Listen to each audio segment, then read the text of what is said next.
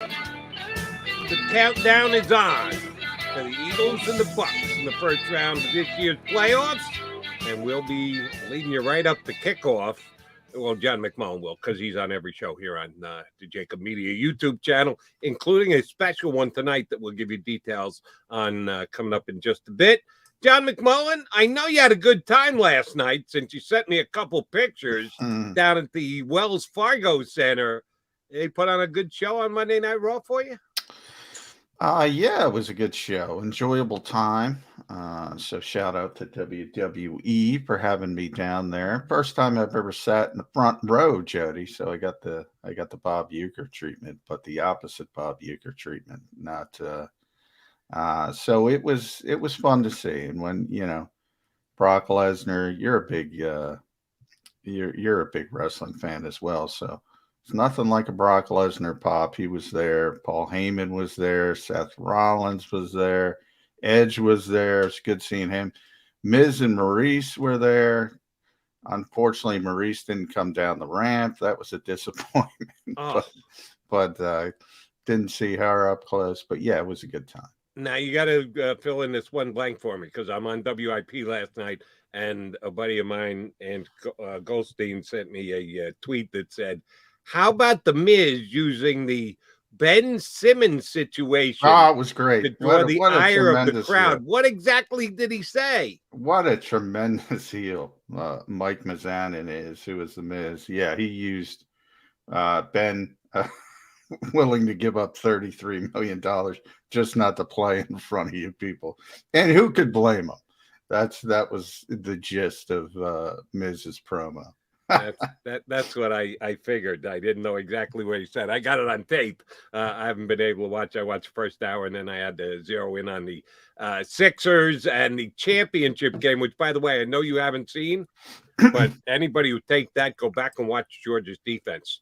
Oh, they got a couple of guys that would look real good in Eagle Green next year.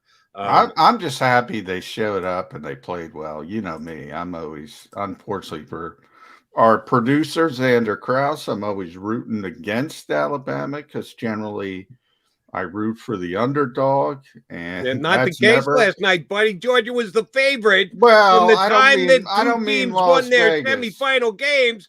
And they closed as a favorite last night. I couldn't believe it. I was all over Alabama. Couldn't have been more wrong. Yeah, I'm surprised. I'm not talking about Vegas. I'm not talking about the smart money. But, Alabama's Alabama. And they're there every year. And they get the one-loss dispensation that other teams don't get. And rightfully, they're the best team normally. And I'm always happy when somebody jumps up and is able to beat them. I think it's better for college football to have more teams in the mix, but there's not more teams in the mix. It's basically Alabama and two or three other good teams in the SEC that particular year. So it might be LSU, it might be Georgia, it might even be an Auburn, but Texas A&M in an outlier year. But you get my point. It's Alabama and two other SEC teams. And, yeah, I don't like it. I don't like the whole landscape. You can sprinkle in the Ohio States and the Clemsons that do sneak in every once in a while. Yeah, and they get beat by 3 touchdowns, except Clemson had a nice little run. Exactly. But I always joke about Ohio State because I don't know what the scores were last year, but I remember just the piling on of I think it was who lost to Alabama in the semifinal last year. It was Clemson against Ohio State in one semifinal. Oh, Notre Dame. Notre Dame. Just not out of Notre Dame got beat pretty handily by Alabama, and everybody's like, oh, they don't belong, and they don't belong. But they were closer than Ohio State, who got just absolutely trucked in the national championship game. So it's no fun when it's not competitive. So I'm glad it was a competitive game, but I'm happy I made my decision. And shout out to Chris Legenteel the WWE Vice President of Global Communications. So thank Global. you, Chris. You are a big deal when you've got the global attention of the WWE putting you in the first row last night. More power to you. I'm just bummed out that I couldn't go with you because John, my partner, my buddy, my pal, was good enough to invite me. He got an and one. The wife said no. I can't believe that. Come on. The wife doesn't want any part. The wife looks at me with disdain when I talk about pro wrestling. I love that. Yeah, my wife just rolls her eyes too. But John did ask me to go down, but I said, no, I got to be on the air to talk to the Eagle fans about the big matchup coming down between the Bucks and the Eagles. You got a chance before you had to head down to the Wells Fargo Center to catch up with your bud, Nick Sirianni, on Zoom. What did Nick say that interested you most, maybe gave you the biggest hint as to how things are going to go Sunday, or was it just let's move this thing along and get to Sunday ASAP? Yeah, it was let's move this thing along. Let's get to Sunday ASAP. You know, we're still going to have that Miles Sanders sort of talk all week, it looks like, because he still said there's a chance, and we'll see better tomorrow when they have. It's not really a practice now on Wednesday; it's a walkthrough. Another walkthrough. But you get the first estimated injury report, and I don't know. You know, the Eagles, on one hand, they didn't put him on injured reserve for this situation, so there was at least some chance that they thought he would be back, and that changes some things if Miles Sanders is available. So that, to me, is the biggest storyline as we get into the guts of the week, so to speak. How key is Miles to playing in this game?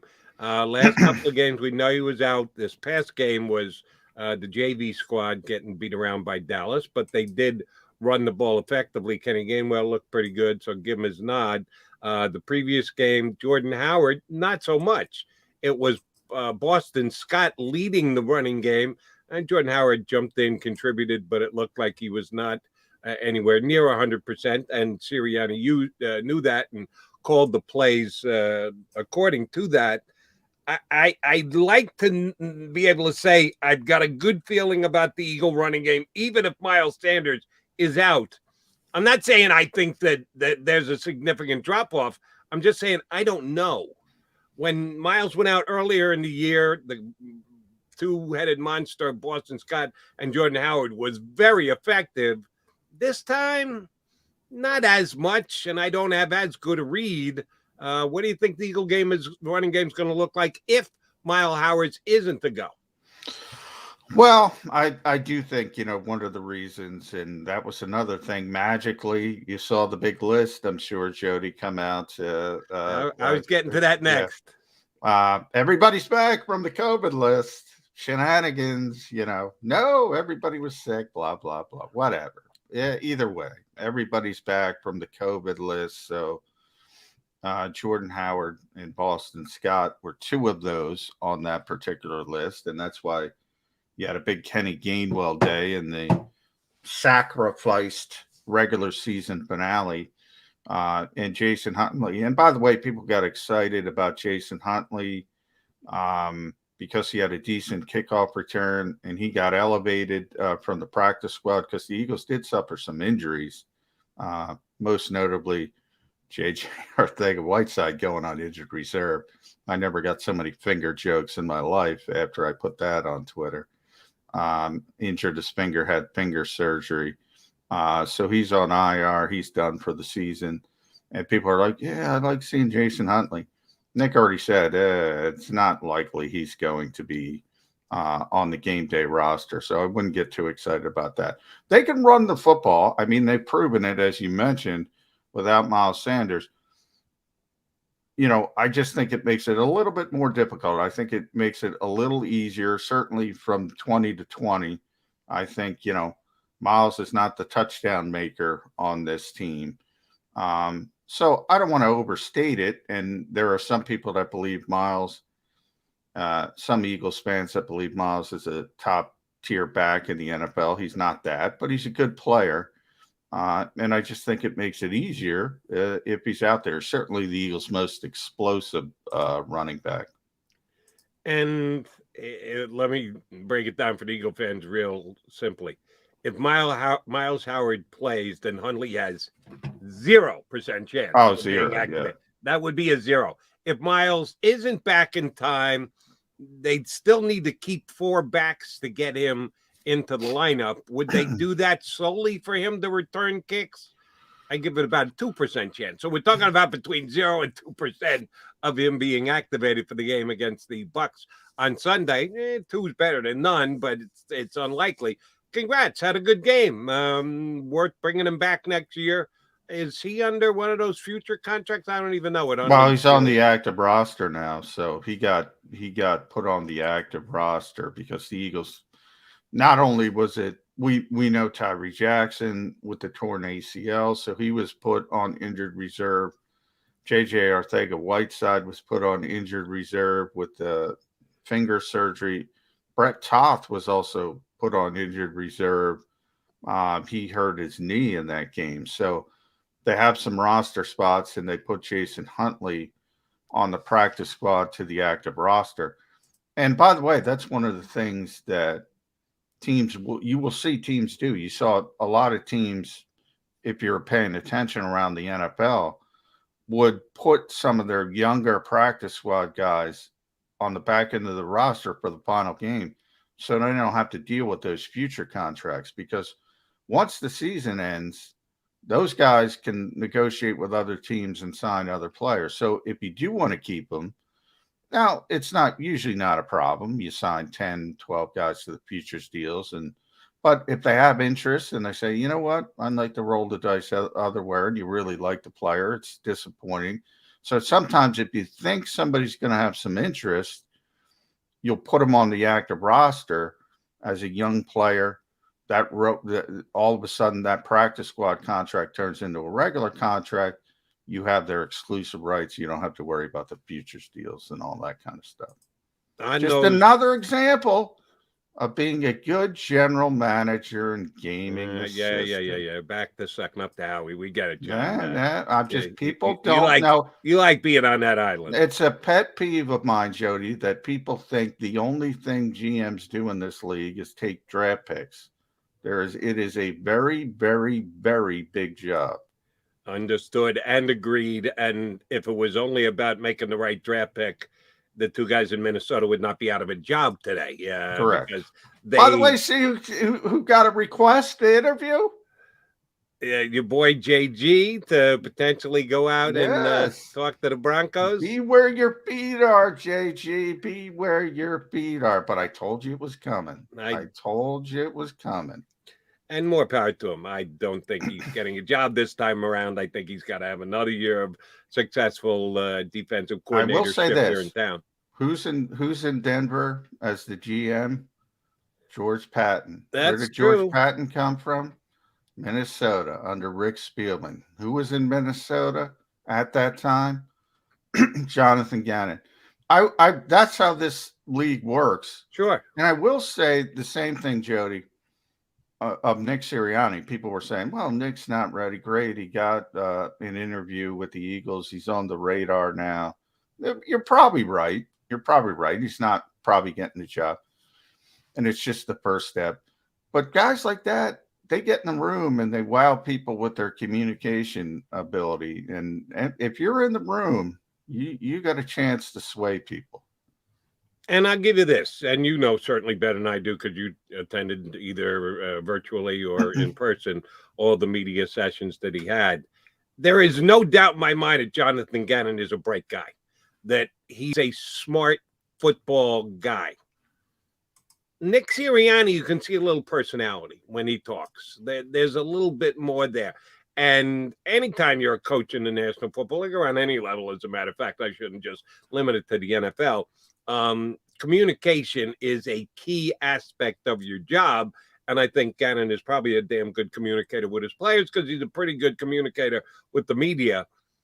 But is he a motivator? You have to be able to do both. And from the first couple of, after the very first one, but even at that, you saw that there was a little personality there with Nick Sirianni. I haven't seen that yet out of Jonathan Gannon. That's one of the reasons why I don't think he's going to get a job, even if he wows him in an individual interview. I think that's something he needs to build up. Now, he could be great behind closed doors and be different in a media session. So the teams that interview him will be able to get a chance to figure that out. I think he's got a chance to be a head coach in the league some year. I'm going to stand by, not just yet. He's got some learning to do here in Philadelphia. Speaking of Jonathan Gannon, we know what the Eagles are going to have to do to stay in the game against the Bucs on Sunday, and that is make Tom Brady uncomfortable. You and I always have a fun time talking about the difference between sacks and pressures and quarterback hits, and you see the value in the lesser plays more so than I do. I say get home. Just get home. Get a sack. The sack is one of the biggest plays in football. There can be plays where a pressure is as good, if not better. I know you're going back to the Minnesota championship game, which is true. That will forever be a big play in Eagles history because of pressure, not because of a sack. I don't know how the Eagles are going to get either pressures or sacks against the Bucs because they didn't do much of it the first time these two teams played way back in October. Jonathan Gannon, blitz, chance. No, you don't blitz Tom Brady. You will be killing Jonathan Gannon if he blitzes Tom Brady. Look, there's two different, obviously, and when I say that, I mean in an overreaching fashion is what a lot of Eagles fans always want, and which is basically blitz, blitz, blitz, blitz, blitz, and, sprinkle some more blitz on the side. There are certain circumstances. If it's 3rd and 15, for instance, maybe you get a false start penalty. You want to blitz to get the football out of his hands quickly and then rally up and tackle, get off the field. By they're not going to blitz, I don't mean they're never, ever going to blitz. I think you get what I'm trying to say, Jody, but, you got to be very clear with certain fans. I mean, Tom just kills blitzes. He knows, he's seen everything, obviously. He's done it all. And I've said from the start, when this game got sort of finalized, this is a Fletcher Cox, Javon Hargrave game. And I always go back. I don't go back to the Eagles beating Tom Brady in the Super Bowl. I go back to the Giants beating Tom Brady in the Super Bowl because the Eagles win was an outlier. They won a shootout.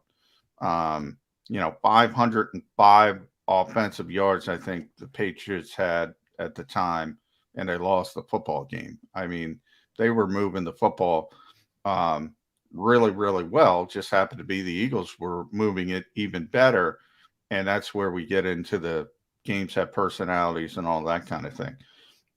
Typically, if you're going to beat Tom Brady, you're not going to win the shootout. You're going to have to make him uncomfortable, as you said. And the only way to make a quarterback that smart, that experienced, that understanding of opposing defenses, the only way you make them uncomfortable is interior pressure right up the middle. And not blitzing, not sugaring the A-gaps, not mugging the A-gaps, whatever football term you want to use. That means those defensive tackles getting right in his space early and just moving them off the spot, making them a little bit uncomfortable, forcing them to throw the football a little bit quicker than he really wants to. That's how you beat Tom Brady. This, to me, really boils down to can Fletcher Cox and Javon Hargrave dominate this football game, because they're going to have to dominate this game for the Eagles to win.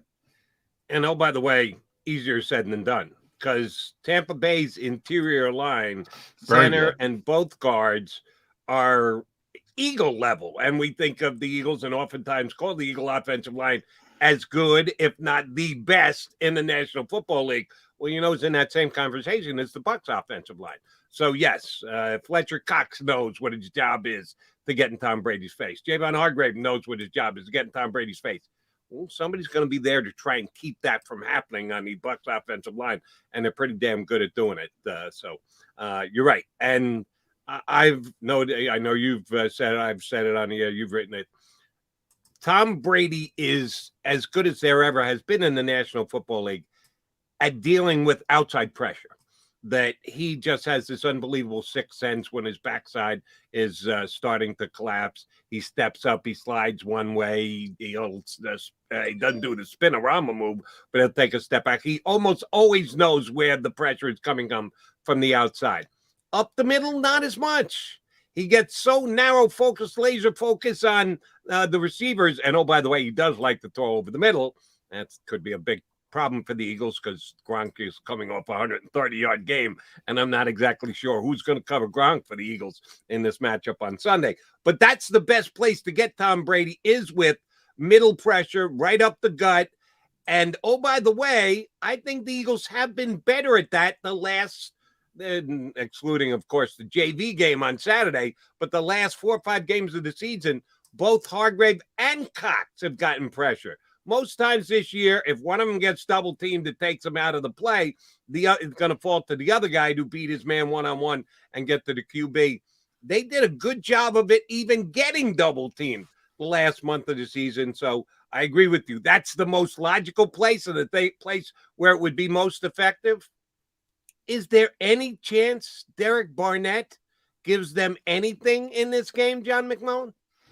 Yeah, I'm not. I'm, I get the numbers aren't there, the sacks aren't there, but I always, bring up those advanced numbers, the ESPN pass rush win rate. He's top 10 in that, which gets into our pressure conversation. I don't think he's played as poorly as most Eagles fans think he has played. Now, he hasn't been, the guy who's really come on is Josh Sweat, who's played really well. And by the way, in the same metric, Josh Sweat is second in the entire NFL behind Myles Garrett. So that's how much. I want to know who's grading the Eagles for that one. Yeah. Is he grading on a curve? No, he's second in the league, and Derek Barnett is top 10 in win rate. Yeah. Go Eagles, go. But I'm sorry, I just don't see that. And I do watch other games around the National Football League. That's all I do on Sundays, to be prepped to go on CBS Sports Radio. When you see somebody like Max Crosby, it's hard to imagine. I agree. But I'm throwing that stat. I will say this, because they put it out again last week, and it defined why the Eagles were in the playoffs, because on the offensive side of the ball, it's pass block win rate, it's run block win rate, and Jason Kelce and Lane Johnson and Jordan Mailata are all over it. And same thing with the defensive line. In the case of Javon Hargrave, inside in pass rush win rates, which people seem to believe, but they don't believe it with Josh. No, they're not just making things up. I mean, they're beating their blocks. But as I say, where I do agree with you, Jody, is finishing on the pass rush is a trait, and certain guys have it and certain guys don't have it. I don't think Derek Barnett has that. He's not a finisher, much like Brandon Graham. Is not a finisher, never had 10 sacks. But they're good players. And I don't want to say Derek is Brandon Graham, because he's not. But no, I will say, if you watch Ryan Kerrigan play at the end of his career, who, by the way, was a finisher, again, everything's contextual. I'm big on context. He's a heck of a lot better than that. And look, this team is in the playoffs, Jody, for 2 reasons or 1 reason, whether you want to combine it. They win on both sides of the football up front more often than not. That's why they're in the playoffs. Offensive line, defensive line. Yeah, I'd separate the two, because I think they win more. So it's not a 50-50 split. If you're combining those two and coming up with 100%. Well, the offense dominates more. I'm not saying that, but that's what I'm saying. The strength of the defense by far is the same strength of the offense. The offense is better at it, but the strength of the defense by far remains the defensive line. But here's the Tobias Harris factor for me, and I'll explain what I mean by that. Tobias is getting killed by Sixer fans these days, and understandably so. He's having a substandard year for Tobias Harris's standards. As per his contract, the highest paid guy in the team, making more money than Joel Embiid. Of course he's getting crushed because he's not getting that done. The Eagles have the highest paid defensive line in the National Football League. Combine all their salaries, they're making more money than any other defensive line in the NFL. Are they the best defensive line in the NFL? Not even close. So, yes, while on any given day, their defensive line might be better than their linebackers, their defensive line might be better than their secondary. Well, it sure as hell is supposed to be because they're getting paid that kind of money in a capped league. So I'll again say kudos, tip of the hat, offensive line, outstanding. Compare them to the other defensive lines in the league. They stand up as one of the best. Compare the Eagles defensive line to the rest of the league, 31 other defensive lines, top half, maybe even top 10. I think it's top 10, but it was supposed to be top 5. Is it top 5? Again, if you look at certain metrics, John, it is. But I'll give you a metric. 30th in the league in sacks. There are 32 teams. They're 30th in the league in sacks. You carry that albatross on your back. You can't be top 5. Well, it's a weird. It's weird. It usually doesn't happen. They're top 5 in the league in pressure rate, bottom 5 in sack rate. It usually doesn't happen. On the other hand, do you have the top 5 sack leaders as teams? Yeah, I don't, because I know there's one that's top 5, that's bottom 5 in pressure rate because they blitz a lot, and I'll look it up in the break. But yeah, it's weird, but I'd rather be the top 5 in pressure rate, and I'd rather be the top 5 in pressure rate, bottom 5 sack than vice versa. I really would. You and I disagree on that. Getting home to me is a key. You get a sack. There's no debating a sack. There's no bad sack. You can have a pressure that ends up in a 60-yard touchdown for the other team. That the quarterback dips his shoulder, gets rid of the ball, throws it long. The guy makes a catch, takes it in. That's 6. That counts as a pressure. So what? You gave up a 60-yard touchdown. You get a sack. Yes. There's no way around it. That's a good defensive play. Which I always say, there's nothing ever wrong with a sack. But if you have to generate pressure with blitzes, and that's why it's a consistent thing, it's not an individual play. If you don't have to generate pressure with blitzing, you're better equipped on the back end to play more consistent defense. If you have to blitz to get sacks on an individual play, when you get that sack, it's a positive for you. But I guarantee you there's a lot of plays mixed in where you're getting killed because they pick up the blitz and you got nothing on the back end. That's why I want more consistent pressure at all times. So that's why it's more important for me that there are, brilliant defensive minds who say, I can scheme up a blitz and get home. But in the modern NFL anyway, you're talking about 50 sacks in a season. I'd rather have consistent pressure from my front 4. I'd rather have both. I'd rather have both. Normally, you do have both. Normally, if you're top, and that's why I said it's weird. If you're top 5 in pressure rate, you're normally up near the top in sacks. This has been a strange season for the Eagles. No question about it. He's John McMullen. I am Jody McDonald. We appreciate you tuning in as we build toward a playoff showdown between the Bucs and the Eagles here on Birds 365 on the JAKIB Media YouTube channel. And John McMullen, when you and I wrap this up an hour and a half from now, your day's work is not done here on the JAKIB Media YouTube channel. Unfortunately, I got to be on the air on WIP again tonight, so I cannot be at Neck of the Woods in Pittman, New Jersey. I'm surprised I never found this place, because for 2 solid years, I went down to Pittman, New Jersey for a 3 or 4 month period, 3 days a week. my daughter was playing AAU basketball, and the team she was playing with was working out of the Pittman High School gym.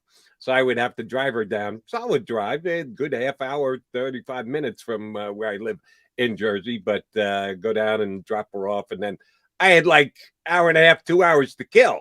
I could either go home and come back or sit around, read a book or whatever.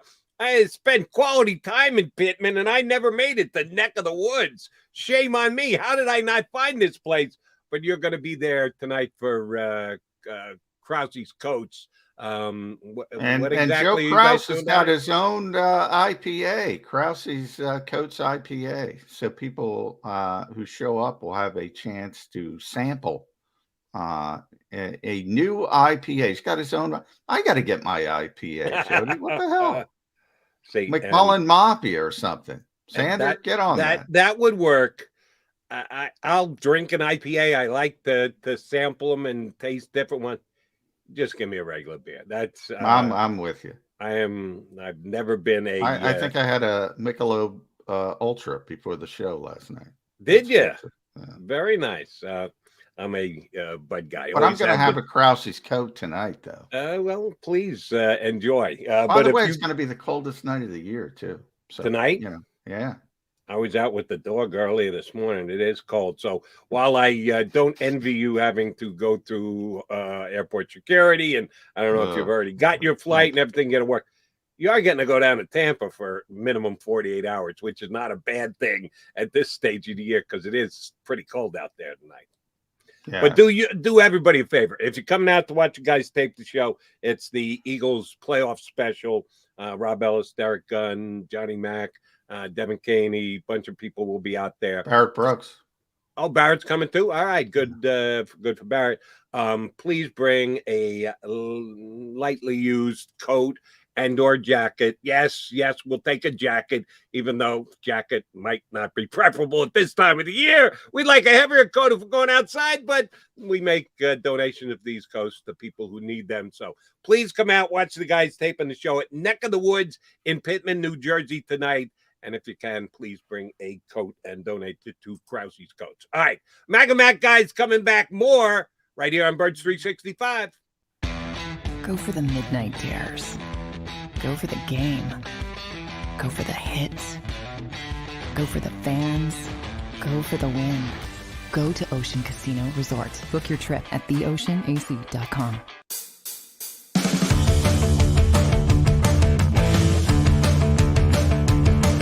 Good day, everyone. It's Joe Krause from the JAKIB Media Network here at Neck of the Woods. So excited to introduce Krause's Coat Check, a cold IPA. It's just an incredible thing. I'm in my 18th year of Krause's Coats, and with Brian's help and Frank coming together here at Neck of the Woods, Krause's Coat Check, a cold IPA, was born on this day.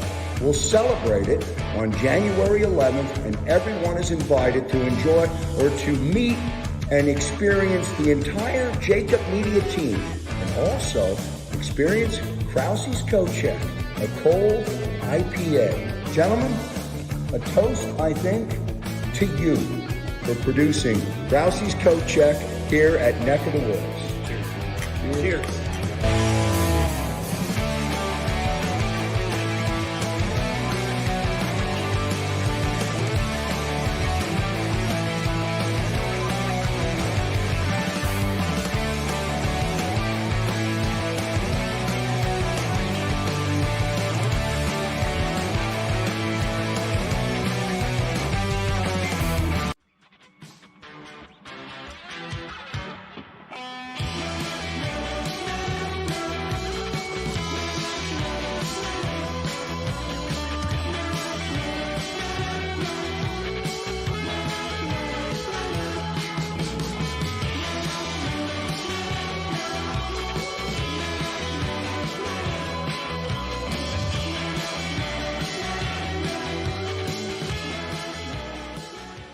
At Stateside Vodka, every new customer gets the world's best rocks glass, free.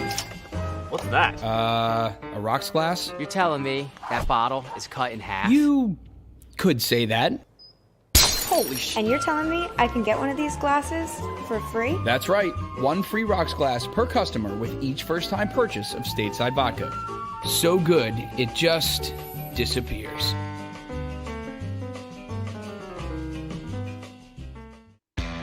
Go for the midnight dares. Go for the game. Go for the hits. Go for the fans. Go for the win.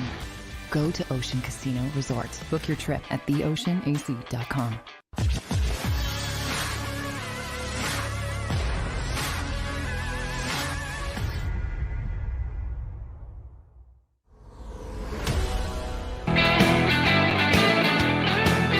John McMullen, I'm Jody McDonald. That makes it Mac and Mac.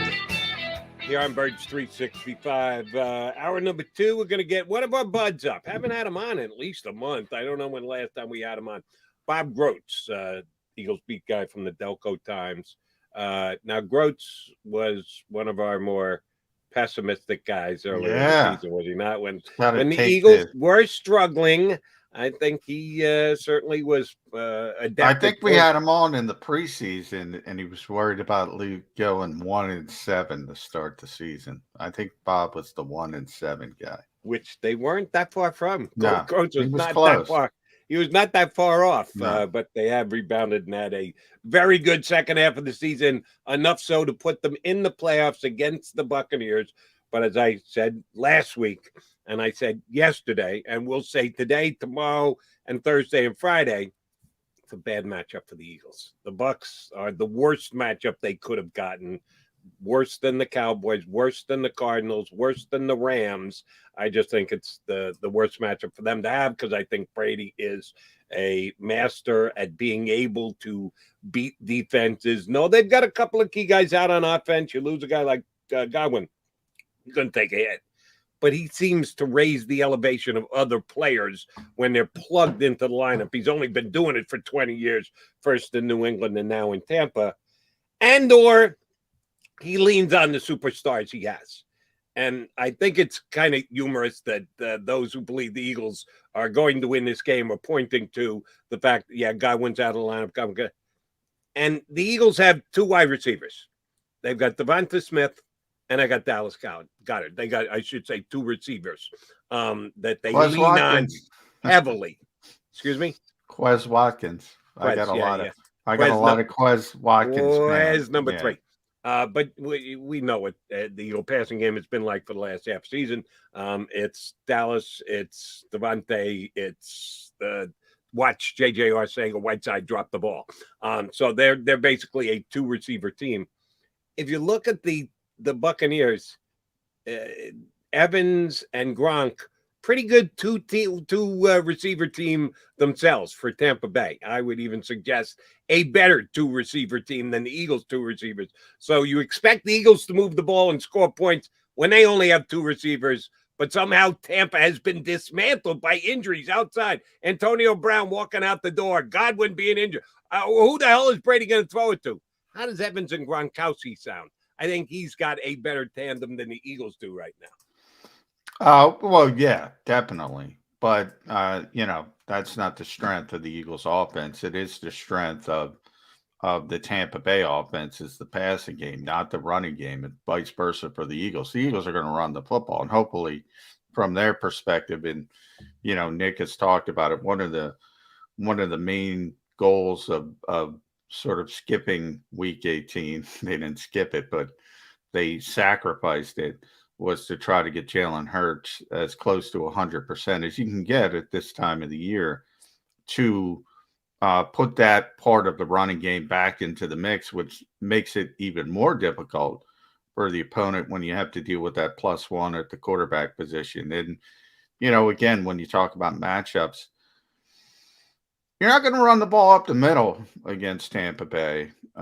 with Vita there. You're just not going to do it. So you got to do it in more inventive ways, and you got to scheme it up a little better. Now, nobody's better at scheming up the run game than the Eagles and Jeff Stoutland. So I don't think they'll have a problem with it, but it does make it a little bit more difficult when you take at least one part of it away. And that's why it's really important to get Jalen Hurts back in the mix in the running game, because I don't think you're just going to be able to line it up and go between the tackles. But, you know, I want to go back real quick, Jody, to our previous conversation, because I just wanted to tell everybody, because I looked it up.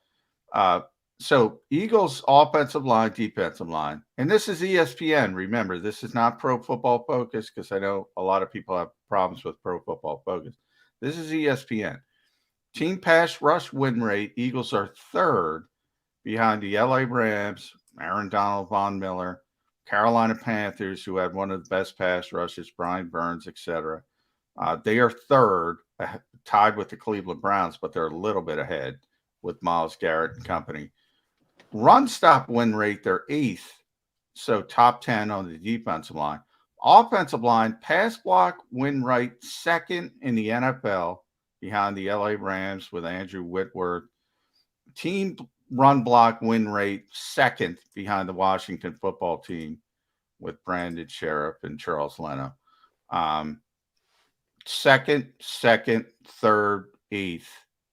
That's why they're in the playoffs. Right. And I'm not surprised that as I said, last segment, offense, bigger dominating force than the defensive line. And again, my problem is there's subjectivity to that.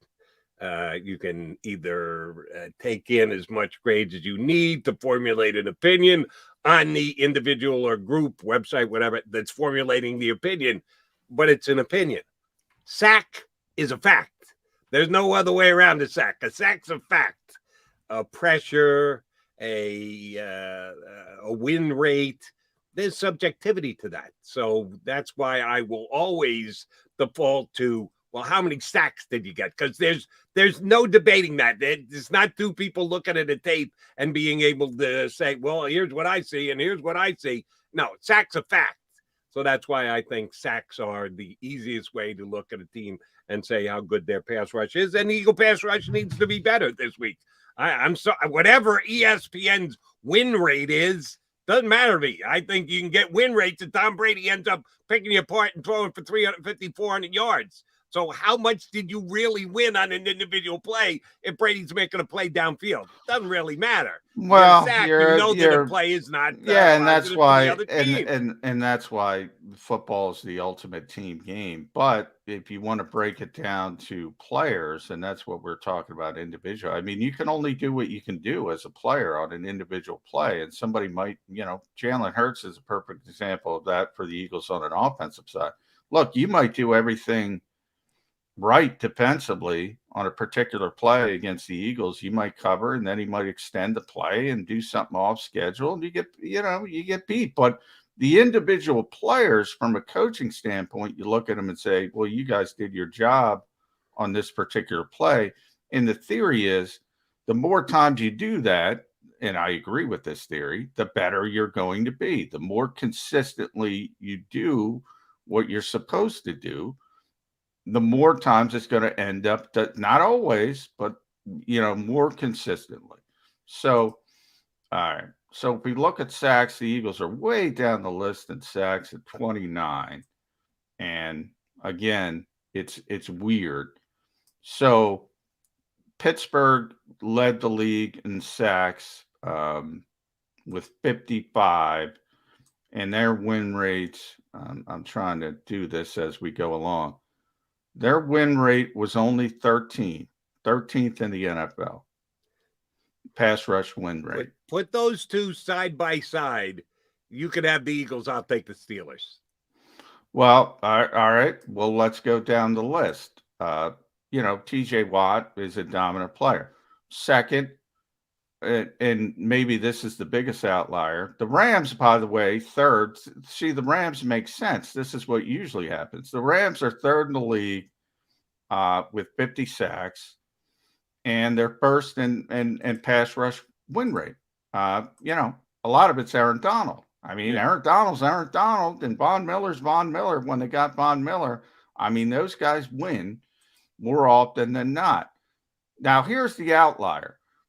Vikings, 51 sacks, second in the NFL, 29th in pressure rate, 29th ninth in pressure rate of 32 teams. Mike Zimmer blitzes a lot. He's got the overload blitzes. He's the best blitz doctor caller in the NFL. He's got the A-gap blitzes. He's got every blitz under the sun. But the Eagles' pressure rate is 50%. Their pressure rate is 35%. I'd rather be the Eagles. I would rather be the Eagles. I don't want to have to dial up every blitz under the sun. I don't want to have to do that. And that's what makes the great defensive coordinator when to blitz and when not to blitz. It's so easy to make it always blitz or never blitz. It should not be that. It's not only the balance of when you do and when you don't, but how well you disguise it as well. Yeah, but here's when the problem, you blitz, Jody. you get beat for big plays downfield. On one end, you're right. But if you're not getting pressure, you feel forced to blitz. And you say, we're not getting home. We're getting killed. We got to do something. And all of a sudden, you're in this conundrum where you're saying, I can't get pressure with these four guys. So I got to do something else. I got to, the old adage, if you can't get pressure with four, send five. If you can't get there with five, send six. Well, that's easy against bad quarterbacks. Right. Against Tom Brady's, it's not easy. Not going to happen. But here's one of the issues I think the Eagles are going to face on Sunday. They're probably not going to blitz. I don't expect Gannon to have some kind of come to Jesus moment and be the most uber aggressive blitzing defensive coordinator we've ever seen here in Philadelphia. Might make some Eagle fans happy, but might not help them win the game on Sunday against the Bucs. Who's covering Gronk? A lot has been the Bucs are down guys from the season. They don't have Godwin. They didn't have Gronk the first time these two teams played earlier this year. This year, Gronkowski is 100% healthy on his game. Happy, too, because Brady got his $1 million bonus and incentives last week. Wouldn't leave the game until Gronk got his yards that he needed to get his $1 million bonus. So he took good care of his buddy. Maybe Antonio Brown was onto something that Tom didn't really like him as much. No, Brady wanted to throw it to him last week before Antonio Brown decided to walk off, fool. But Gronk goes for 130 and change last week. Who are the Eagles going to use to cover Gronk? This is a very highbrow show, so I'm going to go Hillary Clinton on you, Jody, and it's going to take a village to stop or hopefully slow down Rob Gronkowski. Yeah, they're not going to just send Epsy. Are you going Epsy on me? I'm going Rodney. I'm going Anthony Harris. I'm going some Epsy thrown in there. Might even have a slot corner like Avonte Maddox, even with the size disparity on occasion. You're going to have the linebacker on him on occasion. Yeah. It's got to be a team effort. And obviously, the Eagles play a lot of zone coverage, so they've struggled against good tight ends. Right. We always talk about. Sorry to interrupt. We always talk about the good quarterbacks. We should also look at the tight ends when they've been up against top flight tight ends. It has not gone well for the Eagles. No. And some of it is, I think they're willing. I mean, their whole mentality is limit explosive plays. So they would rather limit the explosive plays on the outside and let a tight end get 15, 20 yards, whatever, preferable than a wide receiver going over the top for 40 or 50. Yeah, I mean, it's not a good matchup. It's not George Kittle at this stage. It's not Mark Andrews, but Gronk is one of the best tight ends who ever played the game, and he's still a high-level player. And, yeah, he's going to see a lot of traffic because without Godwin, he's got to be the guy on third downs, and he's still capable of it. Let's put it that way. And the Eagles safeties they've been playing better over but I think a lot of that has to do with the opponents as well. They're not great, and the entire back end is not great. So it's a tough matchup. It's a rather tough matchup for the Eagles, and they're coming into it at a time when Gronk is playing his best football of the year. Why? Because he needs to. Again, that goes back to Brady, and Brady knows exactly how to beat you. Well, Godwin goes down, somebody's got to pick up the slack. Is it going to be the guy that they're going to plug in, who's a third, fourth, fifth receiver, Rashad Perriman, whoever you want to throw into that mix? He can't compare with Godwin, so we got to get more from other people. Oh, how about we turn to arguably the greatest tight end of all time in the history of the National Football League? All apologies to Mike Ditka or anyone else you consider the greatest tight end. I kind of think Gronk could surpass them all. Yeah, we'll just throw the ball to him that much more often, and it's worked pretty well. The Bucs have scored 101 points in their last 3 games. For a team that's losing offensive firepower because of injuries on a week-in, week-out basis, somehow they're keeping up, John. 101 points in the last 3 games, almost 34 points a game. Yeah, that should be able to get the job done. Yeah, I mean, their week 18 game was against Carolina, which is another dead team. Remember, these end of season stats, and there's good and there's bad to it. I mean, the Eagles piled up we talked about it for weeks. They piled up these good numbers against Jake Fromm and Garrett Gilbert. And yeah, it's exciting. And, if you're a fan of the team, but how meaningful is it? We had that discussion.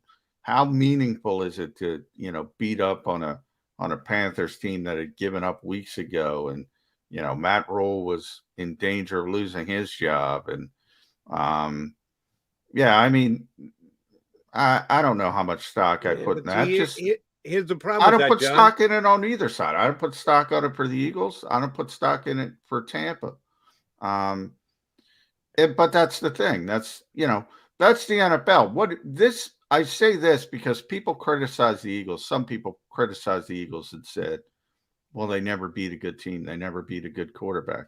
Well, that's what the NFL is. You take advantage. It's a parity-driven league. You take advantage of the teams on your schedule you should beat. And good teams generally are the ones who beat everybody they should. And even those teams are going to struggle against the good teams, the few good teams.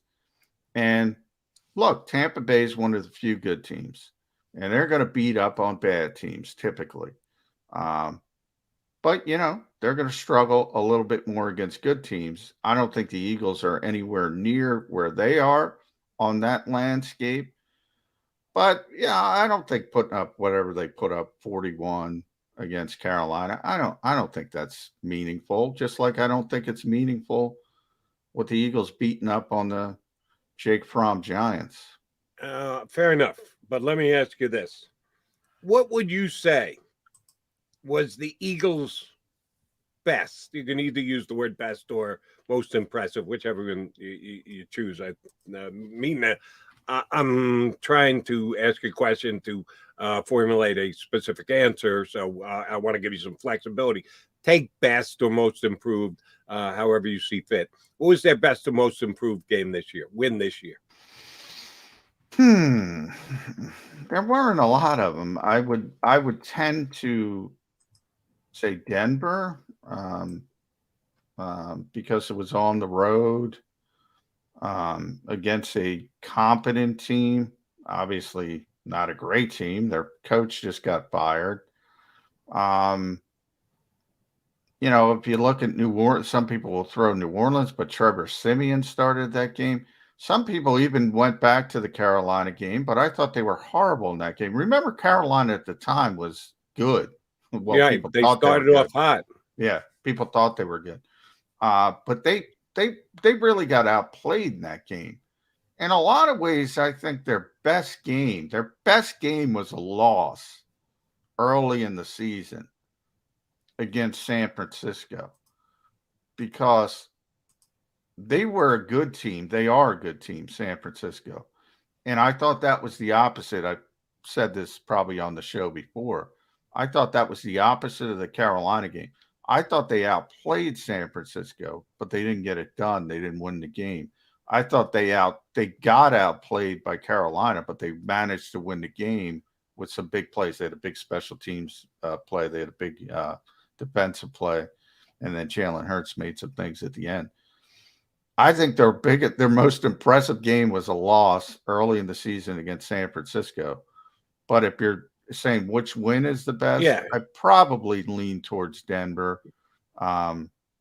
Then Denver or New Orleans, which, oh, by the way, were back-to-back weeks. They beat Denver in Denver, then came home and beat New Orleans with Trevor Siemian leading the charge. You're right. How impressive could it be? But at the time, the Saints were either the first or second ranked run defense in the NFL. Yeah. And the Eagles came out and ran the ball down their throats in that game. The week after they played the Giants, and they lost to the Giants. And the Giants were already pretty damn bad afterwards. And shortly thereafter, they went even further into the tank and finished up the season as one of the worst teams in the National Football League. If you're going to question, well, Brady's putting up numbers against a Panthers team that wasn't real good, a Jets team that didn't. Well, it's not Brady. It's more of the other guys. Like, I'm not concerned about Brady. I mean, Brady's Brady, you know. I joke Becky Lynch came out yesterday at the show yesterday with an interesting outfit that had goat on the back, greatest of all time. And I said I got to see one goat on Monday nights, Becky Lynch, and I get to see another on Sunday. It's not about Tom Brady. It's about, you know, you mentioned, Mike Evans and Rob Gronkowski, just like the Eagles have Devontae Smith and Dallas Goedert. And they used to have a lot more. You know, the Tyler Jacksons of the world and the I forget the other kid's name. You know his name. What was the receiver? The track kid from LSU. His name is escaping me too now. But they see that. But Tom Brady's been doing that for 2 decades. They just plug and play a guy in, and all of a sudden he's making big plays for them. Why? Because Tom Brady's the one who's making the plays. Well, yeah, and again, you know, Ken, and I'm looking him up. Cyril Grayson, I think his hamstring wasn't as serious as potentially it was. You know, Brashad Perriman's been around for years now, former first-round pick who never lived up to the billing. Tyler Johnson, all those guys. Those are my concerns. Not that Tom's not going to give them opportunities. Are they going to be able to perform? And not just, look, the Eagles are up against it. We all know they're you know, significant underdogs for a reason. So if Tampa Bay does advance, as most people expect them to, you know, how do those players, can they keep performing when you get to the Green Bays of the world or the Dallases of the world, who I think obviously are better than you think? Can they keep performing at that level when, you know, Trayvon Diggs is out there or Jair Alexander is back? And, you know, we'll see. But certainly, you know, Tom has elevated people. I'm not arguing there. A lot of his teams in New England, it's a bunch of nobodies at receiver. You know, and I've always thought it was ironic. You know, Tom had a great receiver, maybe I think the second best receiver who ever lived, for a very short time, and Randy Moss, and he had the 23 touchdown season, whatever it was ridiculous. And they won 16-0, as you know, Jody. That is the best Patriots team of them all, and they didn't even win the Super Bowl because it's hard to win Super Bowls. Understood, but you're right. He's the best receiver that Brady ever threw to, but Brady made Julian Edelman into a guy that we talk about. Is he actually a Hall of Fame player? Who the hell was Julian Edelman before he hooked up with quarterback? Tom Brady? That's what Tom Brady does. It's Greg Ward. Surprised. Well, yeah, I think he had a little bit more skill than Greg Ward, and that's hard for me to say, being the president of the Greg Ward fan club. But you get my point. Tom Brady does this for guys. He elevates their game. He's John McMullen. I'm Jody McDonald with the Mac and Mac guys. I'm Birds 365. Don't forget, Johnny Mac, go out tonight, have an IPA with him, a Krause IPA, the IPA of McMullen's choice. He may be at the bar discussing with their mixologists how they're going to make the John McMullen IPA going forward. I got to get that done. By the way, the IPA is named Krause's Coat Check. So I got to correct that. Krause's Coat Check. Krause's Coat Check. Go down and have McMullen one tonight. Mafia coming soon. Neck of the woods down in Pittman, New Jersey. Please bring a lightly used coat or jacket. They'll be collecting them to get them to the needy people during this cold season that we are under. John's going out to fight the cold tonight. I'd love to be able to join the guys, but unfortunately, I got to be on the air. So please get out tonight for Krause's Coat. You're missing a lot of good stuff, Jody. Raw on Monday night. I understand. I haven't seen my boy Rob Ellison shoot probably a year now, so please tell him I said hi. Yeah, that's the neck of the woods tonight in Pittman, New Jersey. For the taping of the Birds playoff special, McMullen will be in the house. All right, he's here with us today with me, Jody Mack, here on Birds 365. Right back. Go for the midnight dares. Go for the game. Go for the hits. Go for the fans. Go for the win. Go to Ocean Casino Resort. Book your trip at theoceanac.com.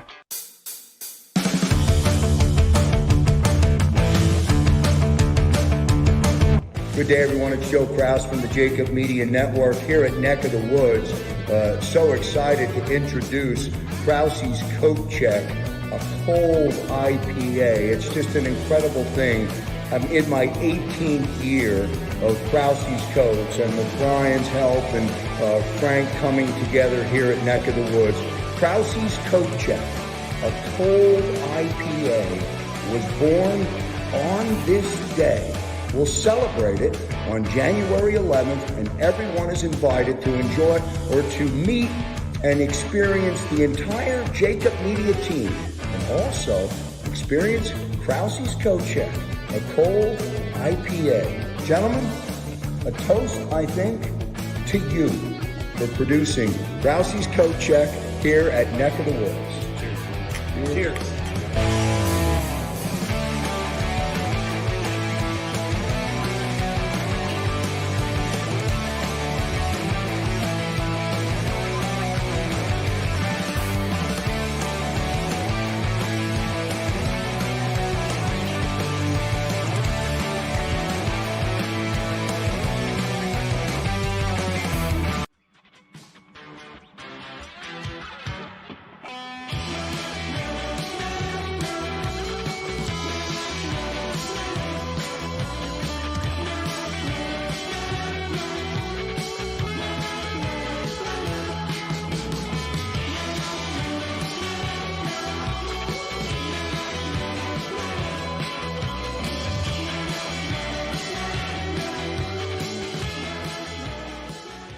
At Stateside Vodka, every new customer gets the world's best rocks glass, free. What's that? A rocks glass? You're telling me that bottle is cut in half? You could say that. Holy shit. And you're telling me I can get one of these glasses for free? That's right. One free rocks glass per customer with each first-time purchase of Stateside Vodka. So good, it just disappears.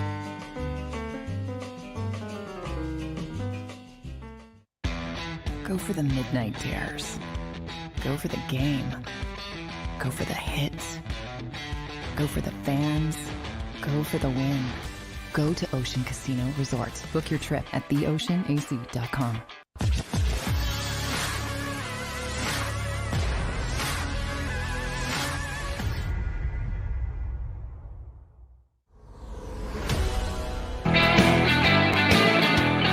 Mac guys here on Birds 365.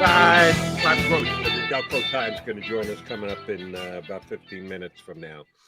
John did want to touch on a couple things, not directly related to the Eagles and Bucks on Sunday, but around the National Football League, and this is a football show. Yesterday, while we were on the air, we had a couple of guys find out that their services were no longer needed around the league. Coaches and general managers being given walking papers in Green Bay and in Chicago.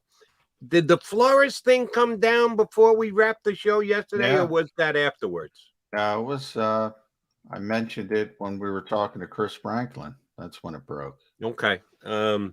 And I had a call last night from one of my favorite callers, one of my most loyal callers, but one of my craziest callers too, who has relocated from Allentown to where the hell is he now? Salem, Gus, who said if he were in charge of the Eagles, he would fire Nick Sirianni tomorrow to hire Flores as the next Eagles head coach. Right? Come on. Said What? the guy comes in, takes over a team that was coached by a Super Bowl winning coach to a 4-11-1 record. He has a winning season and gets them into the playoffs. And I like Flores. I think he's a good coach, and I think he absolutely did not deserve to be fired yesterday. But he's 3 years with no playoffs, and Sirianni is 1 for 1. So I don't know how you actually come up with Plus, that. one thing, and I say this, I've been saying about the GM because, people have been killing me and pointing out, there's other parts of the job than, talent at draft picks, basically. Same thing with coaching. When people start talking about scheme or there are other things to the job. And one of the big things of the job is getting people on the same page and leadership and all these. And granted, these are nebulous terms and there's no metric or no stat or nothing like that. But guess what? When you don't get along with the general manager, it's going to be difficult for the organization. Now, people in Miami are up in arms that they chose Chris Greer over Brian Flores. Fine. I'm not there every day. I don't know who's if Stephen Ross made the right decision or not. But the bottom line is the two of them weren't getting along. So you got to choose one of them. And, this is one of the things I have criticized Howie Roseman in the past for, in the ability that he has grown and evolved in understanding. Look, you got to get along with people. If you can't do everything yourself, you're a head coach, a GM, you got to delegate, you got to trust people, you got to bring in people, you got to get along with people, you got to lead people. Big part of it. And, Nick Sirianni's done a wonderful job as a rookie head coach in this league. And you only expect it to improve here. Why anybody would want Brian Flores in Philadelphia is insanity. Insanity. Well, but I do think he's a talented coach. Do you not think he's a talented coach? Do you not? I think he's fine, but I think you have to learn what I just said. I think you have to learn things. I think he's fine when it comes to schematic standpoints as a defensive, but it's a bigger job than that. It's a bigger job than that. And your biggest job is leading people and getting as many people. You're never going to get everybody on the same page because it's impossible. But getting as many people on the same page as the leader of an organization, the on-field leader, that is the biggest definition of being a successful head coach in this league. And I don't think enough people realize that. Yeah, I'll take X and O's. If it's got to be a one or the other, yay or nay, can't have a combination of the two. I'm going to take X and O's over being able to get along with people. I'm sorry. Bill Belichick is emotional intelligence. Bill Belichick is one of the gruffest guys I've ever met in my entire life. Yeah, but he's the greatest coach of all time. But his players generally love him. He's gruff to the media. So you're suggesting that Flores' players don't like him in Miami? Well, I'm suggesting the GM and him weren't getting along. I have no idea. Okay. What's Belichick's relationships been with his GMs over the years? He is the GM. But he's got a great relationship with Ernie. He obviously has a great relationship with Josh McDaniels. He convinced him to leave the Colts at the altar. He's had great relationships with people. You talk to people who've been, and it's one of the things I talk about Bill all the time because he's got this reputation in public, but everyone says he's got a great sense of humor. If you sit him down, and I've only talked to the guy a couple times, I have no idea. I can just listen to other people. But you talk to somebody like Jim Schwartz, who, Bill Belichick started in this league way back when in Cleveland. He's got reverence for him. I mean, and that's almost a quarter century ago.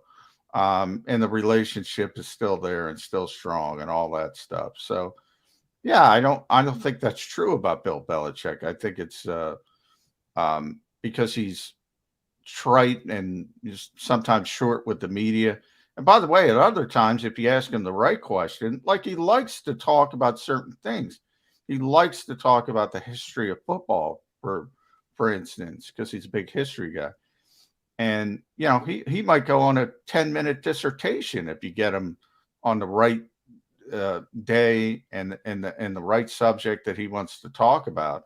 So to me, you know, dealing with the media is important, and it makes your job easier as a head coach if you understand how to, you know, do it and manipulate things to your favor. But I'm talking about in the building. And Jeffrey Lurie, we all laughed at him, but he's right with emotional intelligence. Now, I still laugh at him for his buzzwords, but that was, you know, in that case, it was Chip Kelly to Doug Peterson. And I always tell that story with another one of your old friends, Ed Bankin. You know, that Chip Kelly was like, you know, head down. If you see him in the hall, we were allowed in the halls back then, occasionally. You know, he's not making eye contact with people. And forget about media people. I'm talking about players. And then Doug Peterson shows up one day, and obviously he was here before, but you get my point. And he said, "Hey, how you doing?" He's talking to everybody. It's a little thing, but it's important. And I can't tell you, and I know I've said this on the show, Jody. I can't tell you how many times I've heard NFL people say, if you're hiring a scheme, you're doing it wrong. And Nick Sirianni is a perfect example of that in his success this season. It's okay to have a default setting. It's okay to have something you want to run. But if you don't have the players to run it, you better be like Nick Sirianni, and you better be able to change in week 7 or week 8 or whatever it was. Here's the point I was trying to make. And if you are right that it was an ownership decision to choose between Chris Grier and Brian Flores, I think the owner made the wrong call. I would have kept Brian Flores and gone and got myself another general manager. If you think the infighting between those two was the reason the owner felt the need to pull the plug on a coach, shame on the owner. That's just my opinion. That's my evaluation of the two guys in those key positions with the Dolphins. That came from my point of, I got a call last night that said the Eagles should fire Nick Sirianni to get Brian Flores. Now, I'm a Brian Flores fan. I hope he gets another shot. I think he did a damn good job down there in Miami, and I think they had no right to fire him yesterday. And again, if you say one of the two had to go, I would have gaslighted the GM and I would have kept the coach. That's just me, but I'm just saying and again, I'm not there, so that's just what I've heard. But that's part of it, you know. If the GM is, you know, it's probably too harsh a word, but I'm going to use the word. If the GM is manipulating people better than you, in other words, he's getting people to like him, and that's, you know, there's probably a better word I'll try to come up with. And it's part of the job. It's part of the job to get people to follow you. Well, was that why Doug Peterson was fired here? Well, Doug Peterson shouldn't have been fired, number one. Why was he fired? Apparently, Howie Roseman was better at manipulating people around him. Well, one real important one that kind of makes the call on everything. Jeff Lurie, shame on Doug Peterson because he could manipulate Jeff Lurie the same way Howie Roseman could? Well, one, Howie's tremendous at manipulating people. I mean, he's got more pelts on the wall than anybody in the history of the NFL. So that's number one. He wins those things. He did lose one once, but he stayed in the building and managed to manipulate it in the back door, and he still won in the end, and that's Chip Kelly. In the case of Doug Peterson, I mean, Howie wanted to keep Doug Peterson. That was a Jeffrey Lurie decision. So, yeah, I mean, that's you can criticize Doug Peterson for, essentially checking out would be the way I would describe it, because he was tired of fighting for the things he wanted and he thought he earned the right, and the owner didn't think he earned that right. And that's where the Eagles disconnect came from. Every situation is different. And again, I'm not in Miami. I'm not there every day. I don't cover the team every day. But I do know as a coach, it's your job to get everybody on the same page when it comes to the football side of things. That's the biggest part of your job. Not game planning for Buffalo in week 7. The biggest part of your job is to be the leader of the on-field organization. Get as many people on board with your vision as possible. And by the way, the owner's got to be, the owner's always got to be number one on that list, because the owner can do whatever the hell he wants. Right. He's always, if you lose him, well, tough luck. And that's where Doug Peterson was.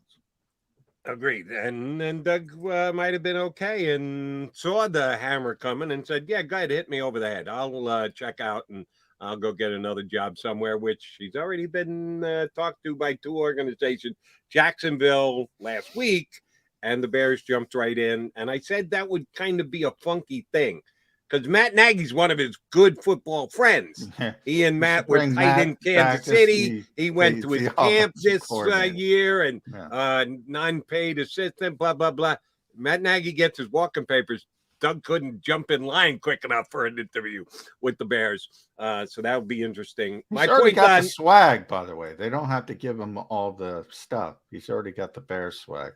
Exactly. My point on Flores more than anything I guess else is, if your bud, Jonathan Gannon, should get a job as a head coach in the National Football League this offseason, that he goes in and wows Bronco general manager, who he already has a relationship with. Maybe he's got to sit down with the new owner as well. And he actually gets hired. I couldn't get Brian Flores in here fast enough to be the DC of the Philadelphia Eagles.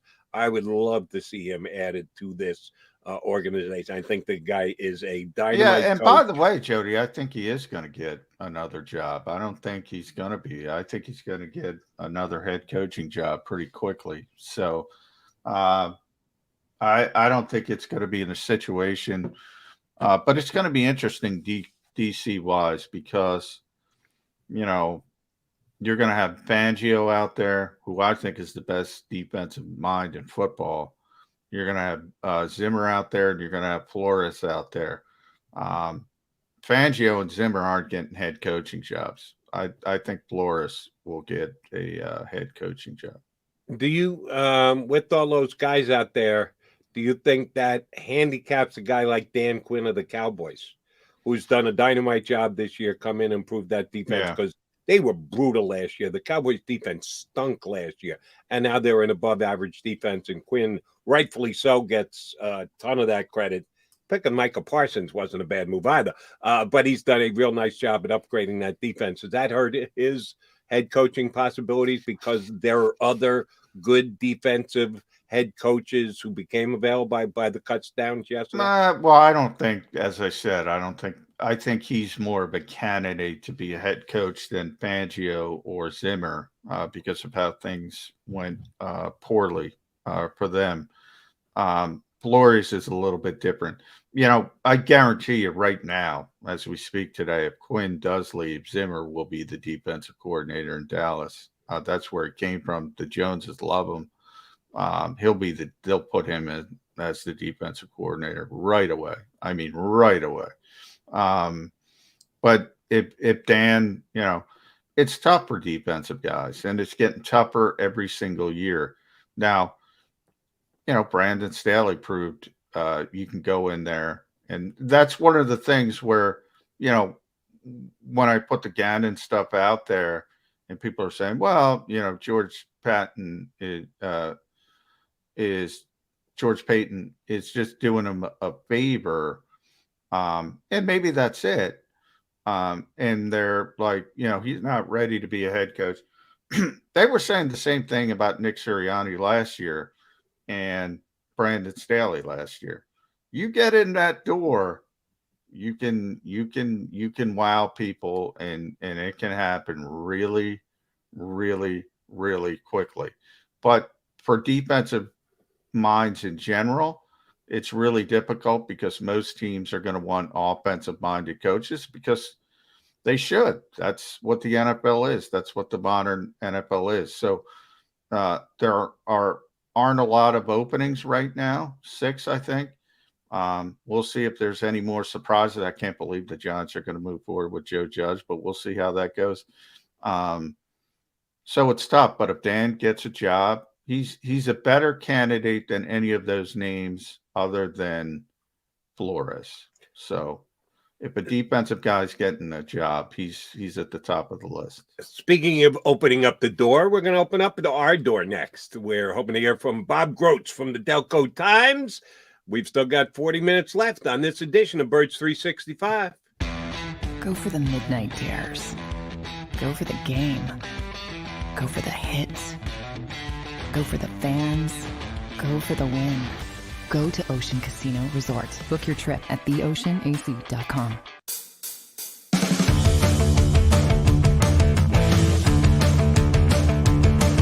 Good day, everyone. It's Joe Kraus from the JAKIB Media Network here at Neck of the Woods.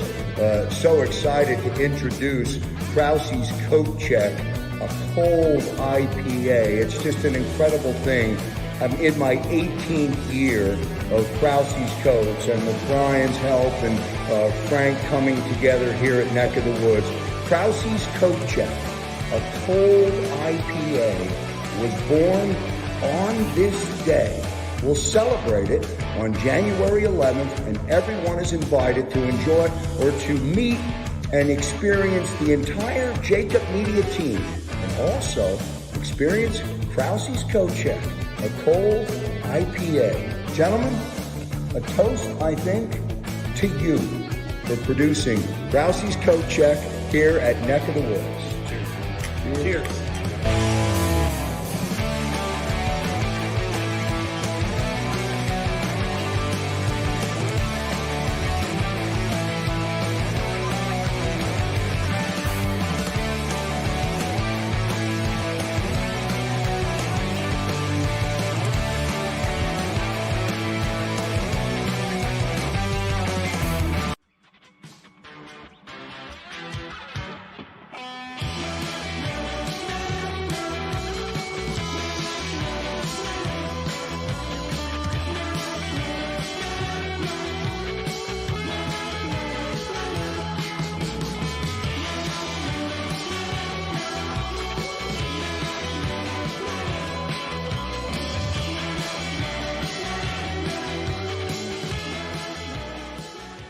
At Stateside Vodka, every new customer gets the world's best rocks glass, free. What's that? A rocks glass? You're telling me that bottle is cut in half? You could say that. Holy shit. And you're telling me I can get one of these glasses for free? That's right. 1 free rocks glass per customer with each first-time purchase of Stateside Vodka. So good, it just disappears.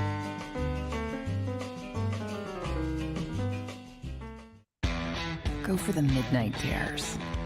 Go for the game. Go for the hits. Go for the fans. Go for the win. Go to Ocean Casino Resort. Book your trip at theoceanac.com.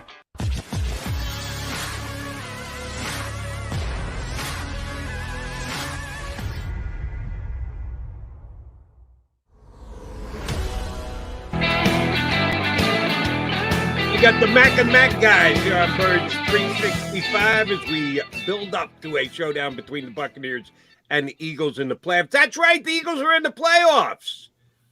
Bob Grotz joined us from the Delco Times, who, when he said earlier this year, thought the Eagles could be 1-7 to start the year. I'm guessing he was doubting the Eagles were going to the playoffs. Bob Grotz, you got to give the Eagles props for what they've already accomplished this year. Do you not? They've done a great job managing the COVID situation. That's all I can say. And I call shenanigans on the COVID situation. And not only that, if you look at the quarterbacks that they beat, I mean, half those guys shouldn't be in the league. It's unbelievable. Oh, and by the way, before we go, I gotta I got to give John McMullen credit for acting like he was the agent of Jonathan Gannon and getting him to deal with the Denver Broncos. Yeah. Told you it was coming, Bob. Yeah. I told you.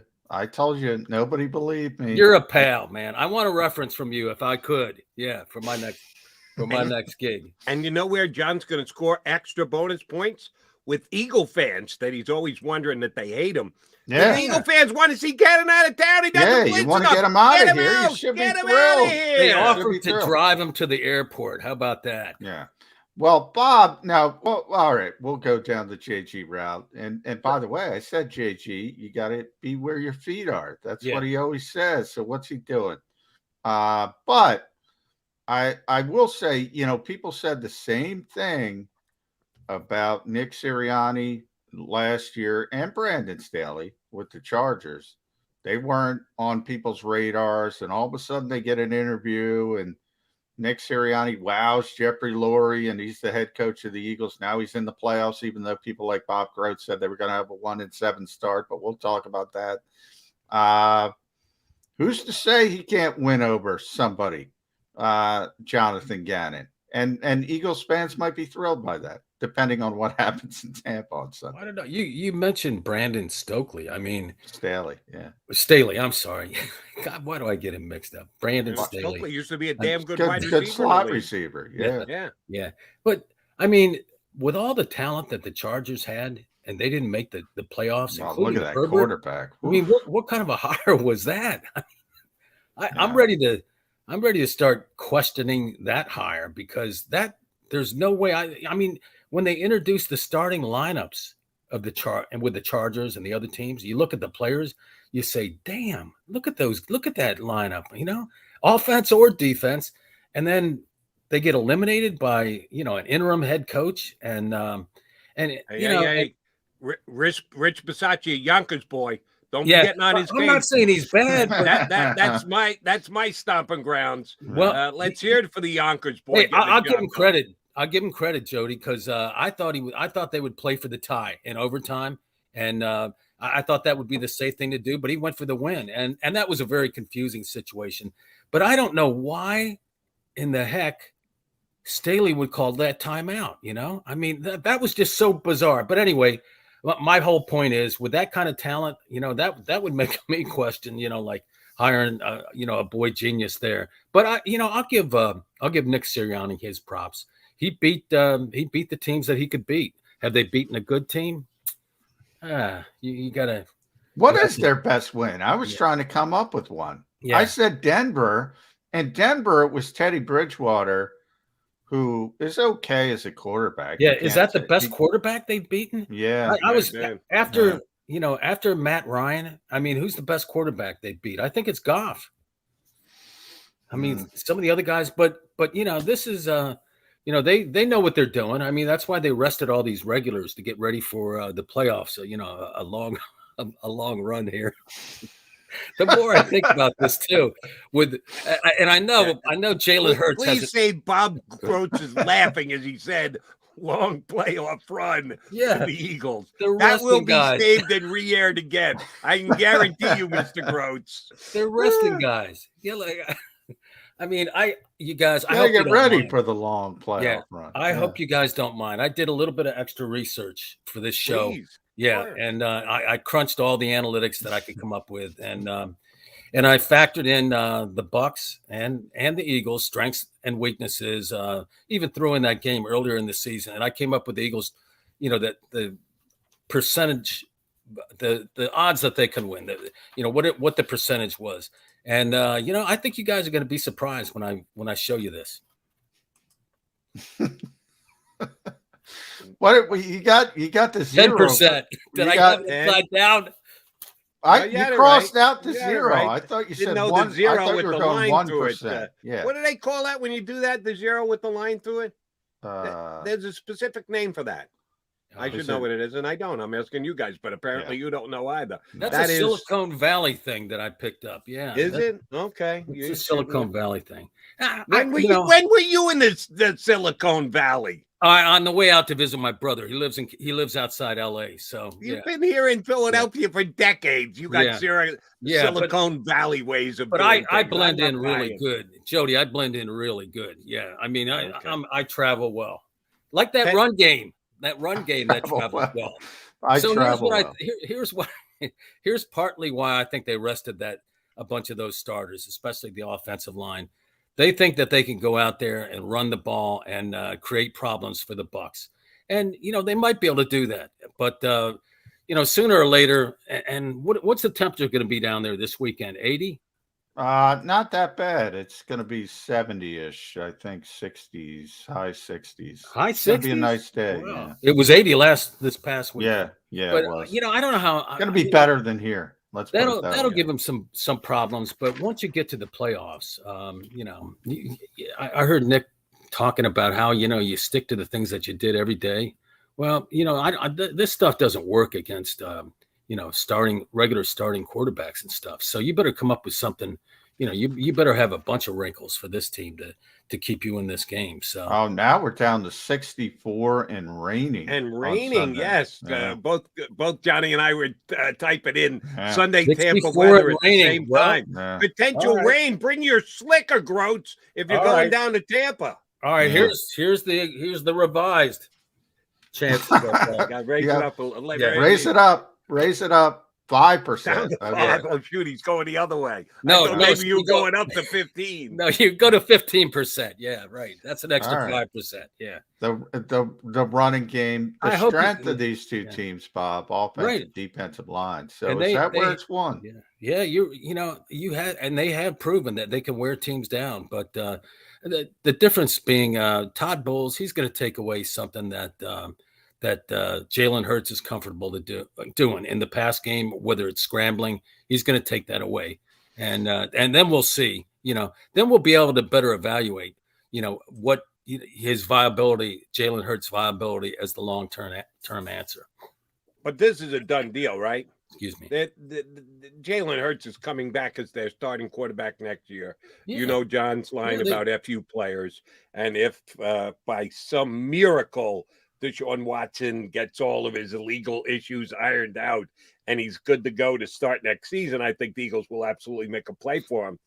I don't see Russell Wilson. I don't see Aaron Rodgers coming here. It's basically Deshaun Watson or Jalen Hurts for the Eagles next year, isn't it, Bob? Yeah, well, I think Watson. I think the firing of Brian Flores by the Dolphins, I think that means that they're going to make a huge push for him. The new guy, whoever it is going to have to be on board with that. So I think that's where I almost think that's all but done. That's all but signed, sealed, and delivered. So he's back next year. There's nobody in the draft. Looking around at the veterans, I mean, what's Miami going to do? That probably Tua is going to be in the deal. So would you want him to come in? You want him instead of Jalen Hurts? You couldn't do that. You could not do that. No, nor do I think the Eagles want to do that. It's interesting from Houston's perspective, though, because all of a sudden, Davis Mills looks like he could be okay as a quarterback. So that they want a quarterback coming back. But you're right, Bob. I mean, Deshaun Watson wants to play in Miami. The owner there wants Deshaun Watson. That's the way it's got to end up. I don't think it's going to be any chance for the Eagles to open that door again. So Jalen Hurts is going to be the quarterback in 2022. But before we get there, there's still work to be done here in the 2021 season. So I do want to go back to how Nick Sirianni and the organization, because it's an organizational decision, handled Week 18 against the Cowboys. You seem okay with it. I'm okay with it. Now, if they go, I'm not okay with it. You're not okay with it? Yeah, I think they should have played Hurts a little bit. And not simply because Dak Prescott played, but he needs to play. I mean, I know his ankle gave him some problems, a few games ago, but he needs to be out there. I mean, that's a good team. You don't get better by sitting a guy out. I think he could have done some stuff. I appreciate, they want him to be healthy for the playoffs, but he doesn't have to play 4 quarters. So the more I looked at that, at first I thought, oh, okay, but I don't know how this helps you going into the playoffs. You're healthy, right? How You're much? healthy. How much? I'll say this, Bob. 51 to 26. I mean, if they play poorly in Tampa, do people revisit how they handled Week 18? yeah, they'll do that. But I mean, the obvious too is that the Bucks are the defending Super Bowl champions. So they're not in that league. They're not in their league, if you ask me. I mean, and that's not an insult. There's not a lot of teams are, and the Bucks, they've had a kind of a strange year, but I just got the feeling with them from the beginning of the season that they just wanted the playoffs to begin. So they didn't want to play Probably, 17 games. yeah. It's like, but they did, and they're here, and Brady, his preparation, and Arians, he'll have some things ready. And as I was saying before, they're going to take something away from Jalen Hurts that he feels really comfortable doing, and then we'll see how he adjusts, how the Eagles adjust, and it's not just about him; it's about how Nick Sirianni and his staff adjust too. Yeah, please give me more strange years that end up at 13-4, the way the Tampa season did. All right, I'm going to ask you a tough question, and it's probably not fair, but I'm going to put it to you anyway. So you weren't a fan of the Eagles sitting the players on Saturday against the Cowboys.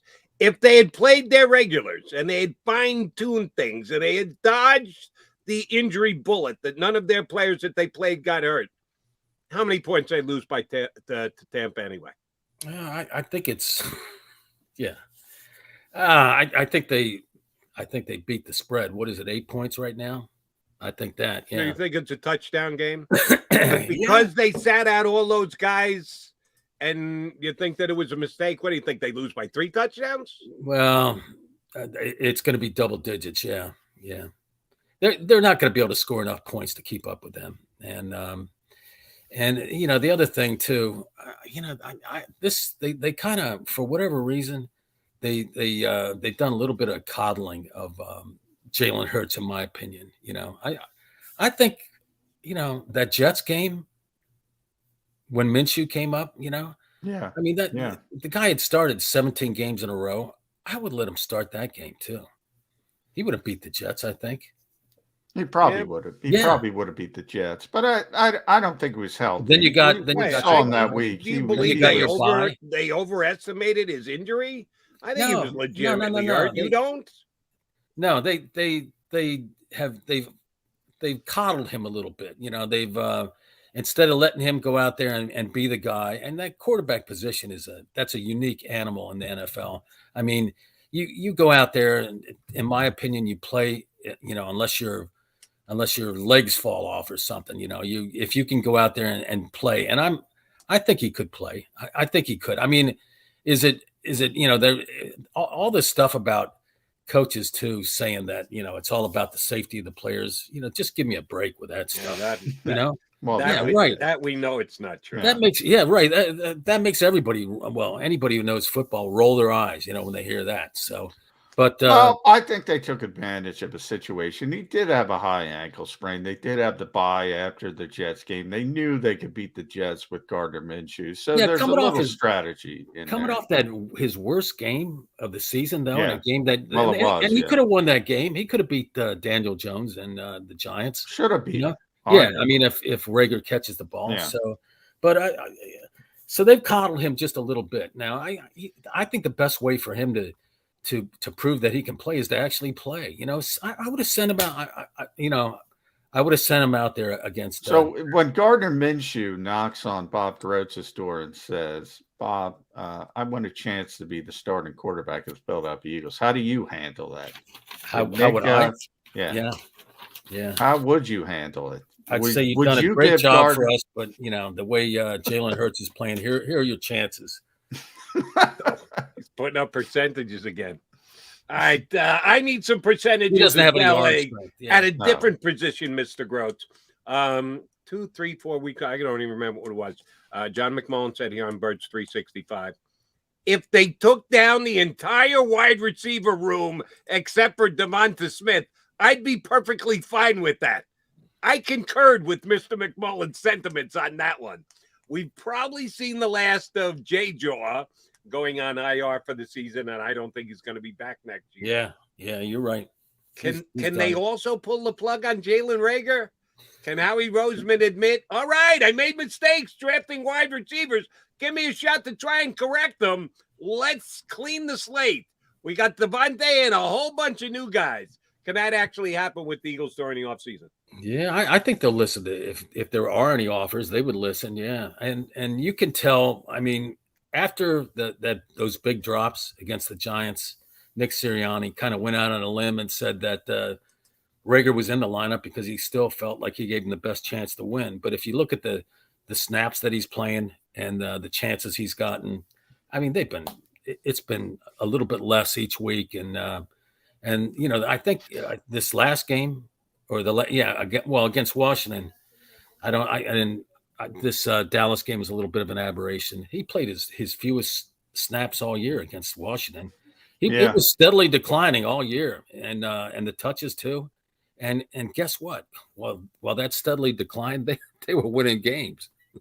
So they kind of answered that question. And but Quez Watkins, he's just too inconsistent right now. He's got that speed, so he's kind of a one-trick pony to me. But Devontae Smith, you're right. After that, I mean, Greg Ward helps him out, but he is what he is. He's kind of a slot type of guy. He's been effective. And Goddard, Goddard, I would. Goddard's been great. Yeah, but he's a couple drops though. Yeah, exactly. Some of those drops are starting. That's starting to bother me a little bit. He is great. He's got an immense talent, but I'd really love to see him just dominate. Just from start to stop.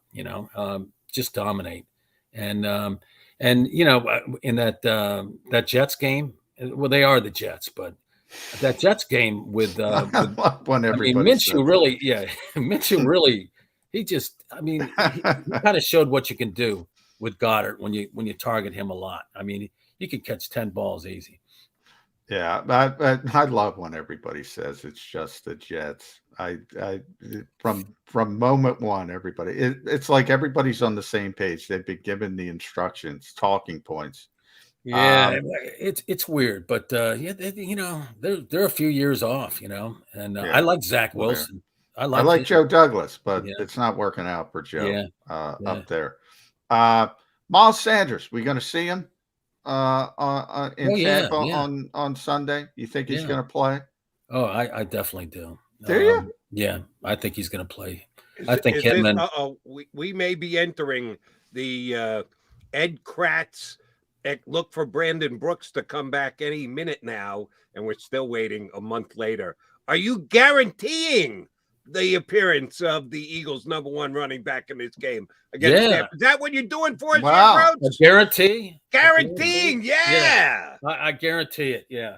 You got. Can you share Miles' number with me? Can you send me? No chance. Because sounds to me like you talked to the guy. I'm not even taking bets on that. It's off the board. He's playing board. That's not a. Yeah, I mean, he's got something to prove here. Well, this is their only chance to beat the Bucs. And it's not. I don't think it's a great chance, but their only chance to beat the Bucs is to run the ball, and so he'll be out there. I mean, he'll play with a broken hand. Hopefully that doesn't lead to turnovers and that. But I expect him to be out there. Yeah. Well, that's my concern. Ball security is not the best with Miles in typical circumstances. If we're throwing a broken hand on top of it that just had surgery and you got Vita trying to punch the ball out. No. Landon Dickerson and Jordan Mailata are going to take care of Villa. All right. Villa, yeah. You watch that, yeah. Hey, that's going to be a really interesting matchup up front, Vita Villa, if he goes against Dickerson, and Mailata is going to be over there too. They're combination blocks because Mailata, I mean, I still can't believe some of the pancakes he's had against good guys this year, He changed his Instagram location to IHOP earlier in the season. Yeah, Very but nice. that and you guys are right. I mean, that's where the game's going to be won and lost up front, and at the quarterback position. All right, I'm putting my eagle-colored glasses on here, readily admitting ahead of time that I'm looking at through eagle-colored glasses. Derek Barnett is going to have another major fumble recovery of a Tom Brady fumble, like he did in an important game some 4 years ago.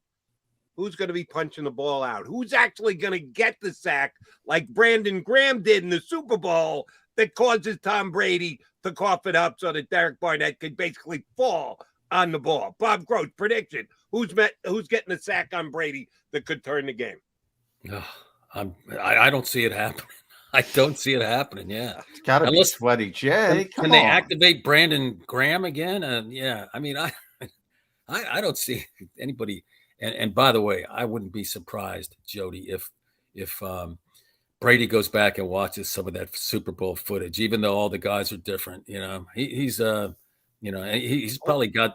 Oh, by the way, he threw for 505. They didn't win the game because they shut down Tom Brady. They made one big defensive play, but otherwise he went for 500 against them. Yeah. Hey, it's about winning the game, right? Isn't that what Schwartz said? The bottom line is it is. No, Jim didn't want to talk about that game. He said that with a smirk on his face too, didn't he? Jim was not happy about that game. Nah. But they did. Sooner or later it does come down to a defensive play. It does. I mean, it just so. But this is the best thing about this game opening with Tampa is it's a great game.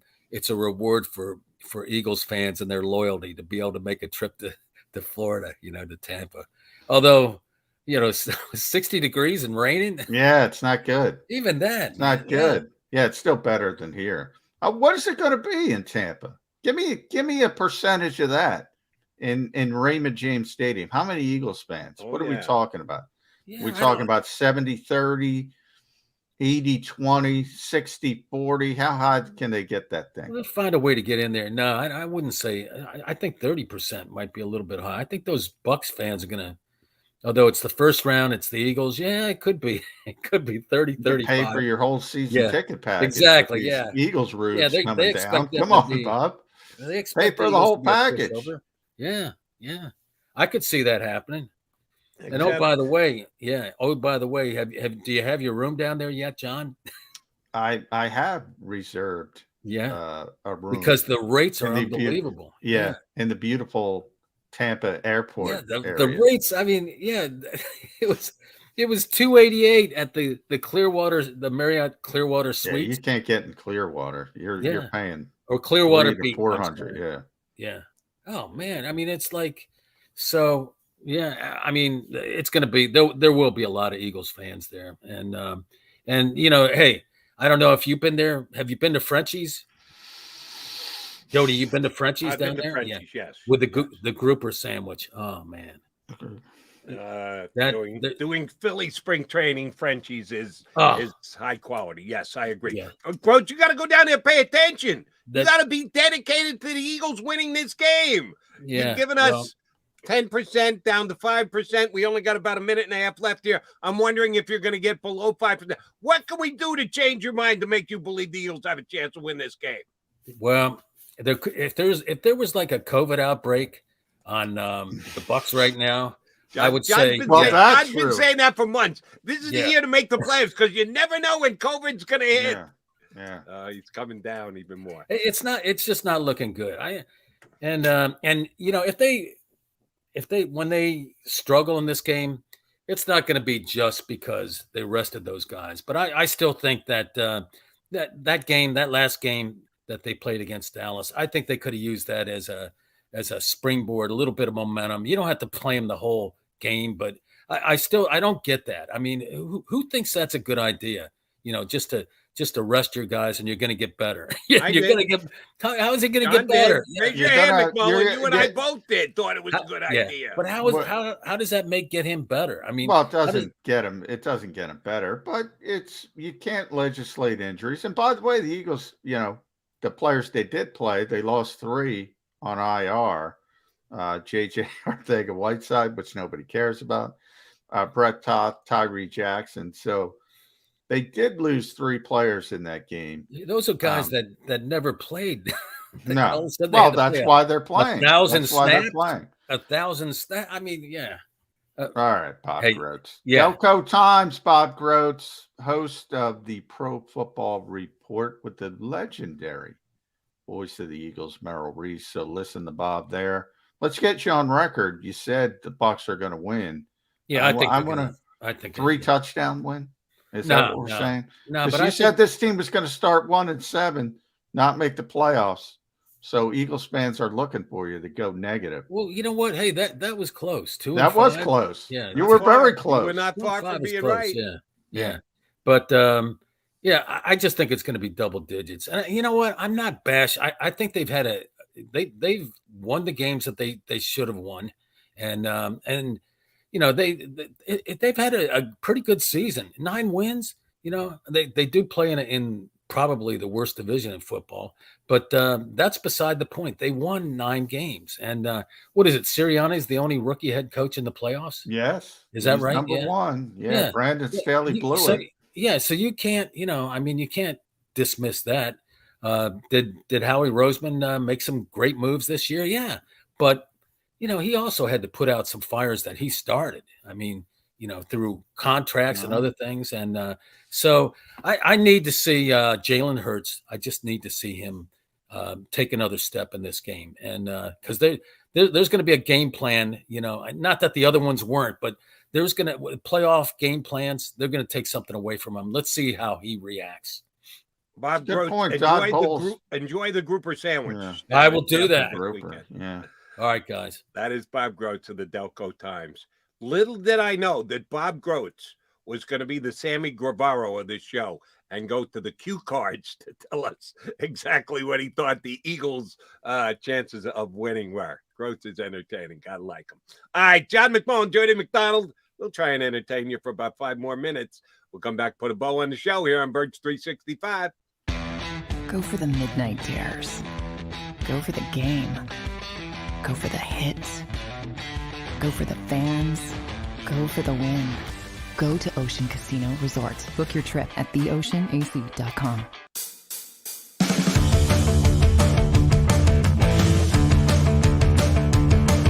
Good day, everyone. It's Joe Kraus from the JAKIB Media Network here at Neck of the Woods. So excited to introduce Krause's Coat Check, a cold IPA. It's just an incredible thing. I'm in my 18th year of Krause's Coats, and with Brian's help and Frank coming together here at Neck of the Woods, Krause's Coat Check, a cold IPA, was born on this day. We'll celebrate it on January 11th, and everyone is invited to enjoy or to meet and experience the entire JAKIB Media team, and also experience Krause's Coat Check, a cold IPA. Gentlemen, a toast, I think, to you for producing Krause's Coat Check here at Neck of the Woods. Cheers. Cheers.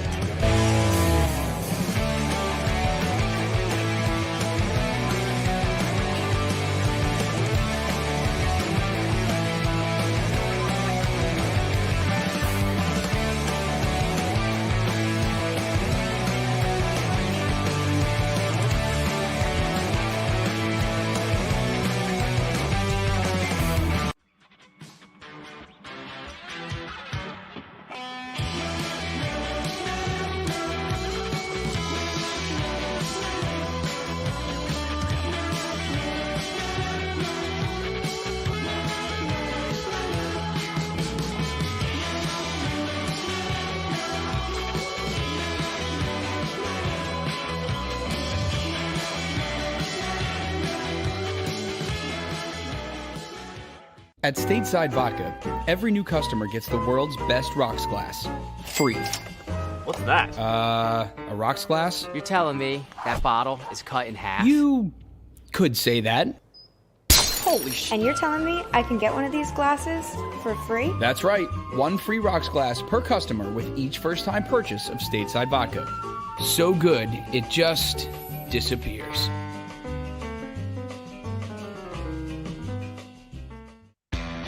Go for the midnight dares. Go for the game. Go for the hits. Go for the fans. Go for the win. Go to Ocean Casino Resort. Book your trip at theoceanac.com.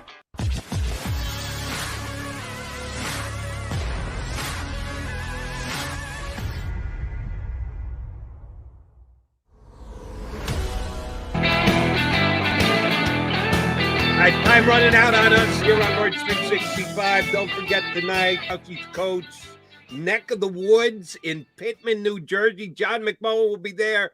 If you're coming from somewhere in South Jersey, feel free to quickly jump on the stream here and ask John for a ride. He'll take you down. He told me to swing by your house and pick you up if you need a ride tonight to get to neck of the woods in Pittman, New Jersey for Krause's coach. And I got to figure out how to get to neck of the woods. I got to put it in the GPS. Yeah, don't you use the Waze? Just plug it in. I do use Waze at times.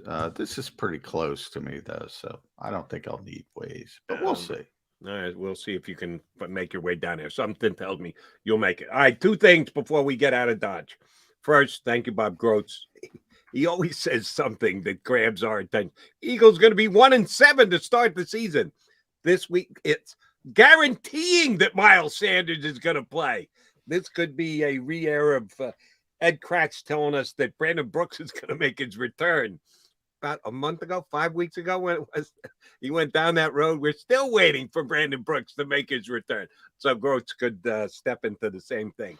By the way, real quick before we leave, I want to throw this out there because Jordan Rodden, who covers the Giants for ESPN, and he used to cover the Eagles years ago. Yeah, here in town, did a good job.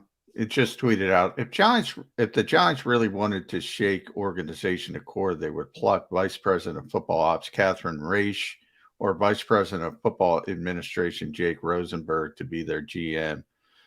Nobody has been more progressive and analytical approach than the Eagles. They're almost always in the playoff mix as a result.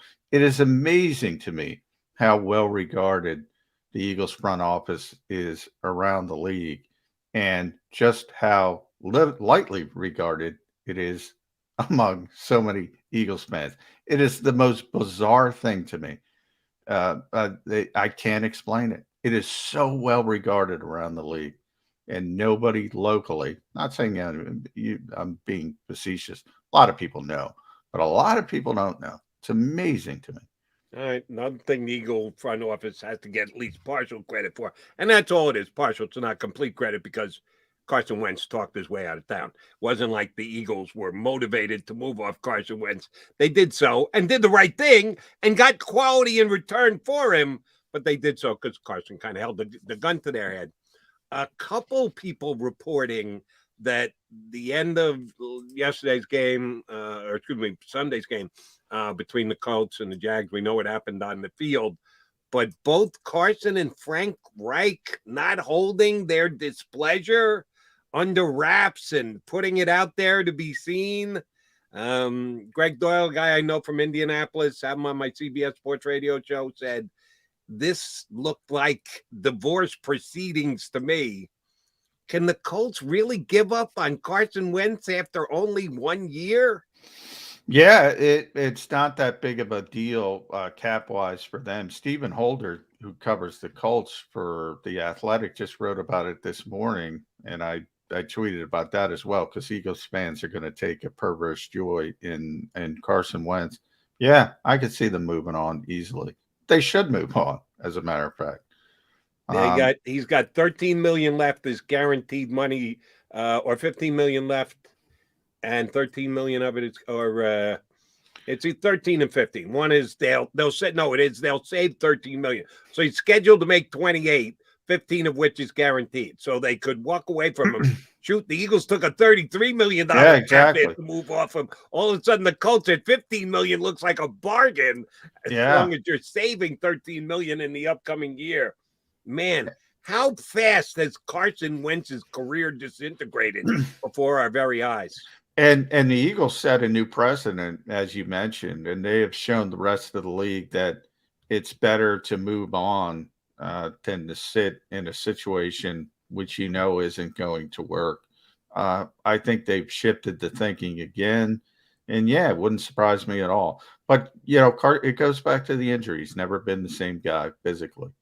Never been the same guy. Absolutely. He just doesn't have. We remember 2017 when he was making plays off schedule, out of the pocket, throwing on the run. He just doesn't do that anymore. And that I had a call last night on WIP, said they thought it was a mental thing. I don't. No. I'm with you. I think it's completely a physical thing. I think he's incapable of doing it. And Yeah. if he knows that and acknowledges that in his own head, well, so be it. He knows he can't physically do what he used to do. And at least in that way, I feel sorry for Carson Wentz. The fact that he left spitting on the city of Philadelphia as he did, shame on him for that. But I do feel badly when a guy's career does shorten up considerably because he took some pretty big hits during his time here in Philly. All right, J-Mac, have a good time down in Pittman tonight. Grab a coat for Krause. Tell all the guys I said hi. That's tonight at Neck of the Woods in Pittman, New Jersey. What's the address here? 614 Lambs Road. If that's what you need to put in your GPS or your waves to find your way down there. If you want to see who's there tonight, Barrett, Rob Ellis, Devin Caney. Devin Caney. Some John McMullen. No Farzetta? I do not believe Mark is going okay, to so you be might not be the baldest guy there. If probably going to be was the baldest guy. You there. might be the baldest guy. That's there. why I wanted you to show up to help me. No, out. I got You love can't on the help me side, out. buddy. Well, I Not, know. I more got than some you, on the pal. side. Yeah. Not, Well, I not shaved much. mine also. Slightly more than you. Yeah. All right. Thank you very much, J-Mac. And I apologize for not making it to the WWE with you last night. Sounds like you saw a pretty good show. I was there in spirit, but I would have liked to be there. But I also had to be up in the morning to be here with you right here on Birds 365. You up for doing this again 22 hours from now? I will be here. We'll be here tomorrow. If you missed any of today's show on the JAKIB Media channel, listen to the podcast on your way home. Available on YouTube, Apple, and Spotify.